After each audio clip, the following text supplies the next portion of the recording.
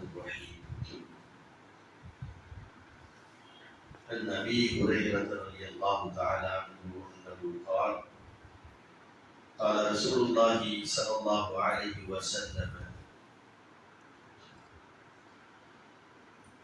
إن رجلا زار أخا له في قرية أخرى فأرسل الله له على مدرجته ملكا فلما أتى عليه قال أين تريد؟ قال أريد أخا لي في هذه القرية. قال هل لك عليه من نعمة تربها؟ قال لا غير أني أحببته في الله عز وجل.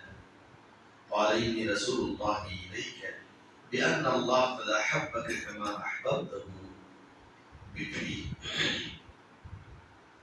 ஹஜ்ரத் Abu Hurairah ரலியல்லாஹு தஆலா அன்ஹு அவர்கள் அறிவிக்கிறார்கள், நபிகள் ஸல்லல்லாஹு அலைஹி வஸல்லம் அவர்கள் கூறினார்கள், ஒரு மனிதர் ஜார அஹன் லஹு ஃபீ கரியத்தின் உக்ரா, வேறொரு ஊரில் இருக்கக்கூடிய தன்னுடைய சகோதரரை சந்திப்பதற்காக வேண்டி அவர் செல்கின்றார்.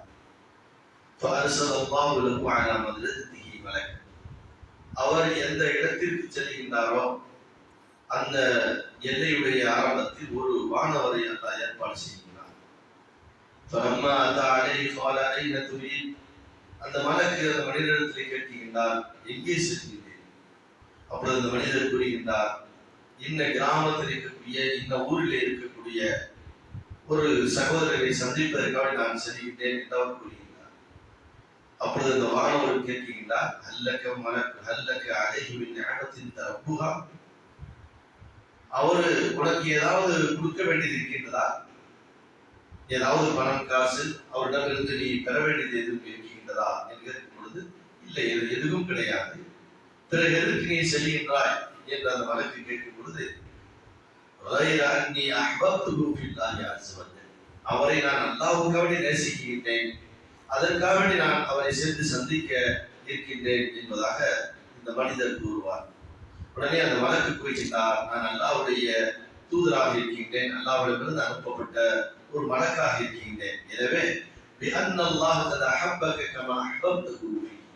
எந்த விஷயத்திற்காக வேண்டி நீ அவரை நேசிக்கின்றாயோ அதற்காக வேண்டி அல்லாஹ் உன்னை நேசிக்கின்றான் என்று அந்த வானவர் கூறுவார். ஒரு மனிதர் இன்னொரு மனிதரை சந்திக்கின்றோம், எத்தனையோ டூர் எல்லாம் போயிட்டோம், வெக்கேஷனுடைய காலங்கள் வரும்போது நினைச்சிட்டோம் டூர் செல்கின்றோம். அதே போல ஒரு விருந்தாளிகளை வீட்டுக்கு செல்கின்றோம், நம்ம உறவுக்காருடைய வீடுகளுக்கு செல்கின்றோம். அப்படி செல்வது அதனுடைய நோக்கம் என்னவென்றால், அல்லாஹ் என்ன செய்யறாங்க, ஒரு மலக்கு ஏற்பாடு செய்கிறார். இவர் எதற்காக செல்கின்றார், ஏதாவது இவருடைய துன்யாவுடைய நோக்கம் இருக்கிறதா என்றெல்லாம். அப்பொழுது அந்த மனிதர்கள் கேட்கப்படும், இல்லை இவங்களை சந்திக்கணும், அவங்களை போய் நாம் உறவாடணும், பேசணும் அப்படிங்கிறத அவர் சொல்வார். ஏதாவது தேவைக்காக செல்கின்றன, இல்லை எந்த தேவையும் இல்லை. அப்ப அந்த உறவை நீடிப்பதற்காக வேண்டி, நட்பை நீட்டிப்பதற்காக வேண்டி ஒரு சகோதரரை இன்னொரு ஊரில் இருக்கக்கூடிய ஒரு சகோதரரை ஒருவர் சென்று சந்திக்கின்றார் என்று சொன்னால், அந்த மாணவர் அவருக்கு சுபச்செய்தி சொல்கின்றார், அல்லாஹ்வுக்காக நீங்கள் என்ன செய்கிறீர்கள், சந்திக்கிறீர்களா, எனவே அல்லாஹ் உங்களை நேசிக்கின்றான், அந்த காலம் நீடிக்கும் வரைக்கும் அப்படி அந்த மனக்கு என்ன செய்கிறார், ஒரு சுபச்செய்தி சொல்கின்றார். நாம் எத்தனையோ பயணங்களை மேற்கொள்கின்றோம், ஒருவரை சந்திப்பதற்காக ஒருவர் கடன் தர வேண்டும், அவர் கேட்டு என்ன கொடுக்கவில்லை என்றால் நேரடியாக போய் சந்திக்க செல்கின்றோம். அதற்கு இதல்ல. ஏன்னா அந்த மலர் கேட்கின்றார், அவரிடமிருந்து ஏதாவது நீங்கள் எதிர்பார்க்கின்றீர்களா, ஏதாவது உங்களுடைய தேவை இருக்கிறதா?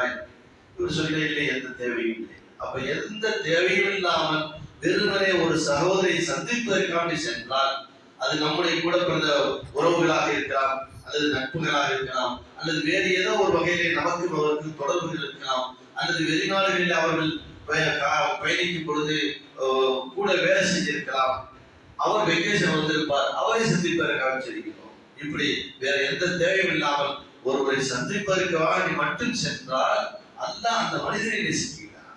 இது எதற்காக சொல்கிறார் என்று சொன்னால், உலகத்தில் நீங்கள் வாழுவதற்கு முந்தைய செய்திகளை நாம் பார்த்தோம், நீங்கள் யாரின் மீதும் கோபப்படாதீர்கள், குரோதம் கொள்ளாதீர்கள், அதாவது அவரை பற்றி உண்டான தீய எண்ணங்கள் நீங்கள் வைக்காதீர்கள், அவரை ஆய்வு செய்யாதீர்கள் என்றெல்லாம் சொன்ன செய்திகளுக்கு அடுத்தடுத்து வரக்கூடிய இந்த செய்தி என்னவென்றால், அதை உங்களுடைய நட்புகள் நீடித்திருக்க வேண்டும், உங்களுடைய உறவுகள் நீடித்திருக்க வேண்டும்.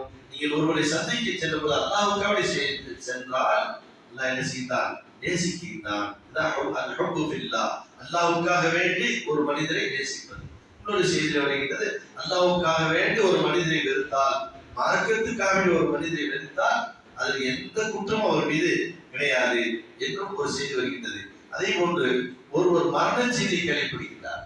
அதை அடுத்த ஹதீஸ் வருகிறது. முஸ்லிம்ல 5118வது செய்தியாக வருகின்றது. ஒரு மனிதர் என்ன செய்கின்றார்? தன்னுடைய சகோதரர் யாரும் ஒருவர் தன்னுடைய உறவுக்காரர் ஒருவர் இறந்துவிடுகின்றார். அந்த இறந்த மையத்தை சந்திப்பதற்கான ஆத மனிதர் நம் எசல்பி குருபத்தில் ஜன்னத்தை ஹத்தா எஞ்சிய அவர் அந்த ஜனாசாவை அடக்கப்பட்டு மீண்டும் தன் இல்லம் வருவரைக்கும் சொர்க்கத்தின் கனியை அவர் பறித்துக் கொண்டிருக்கிறார்.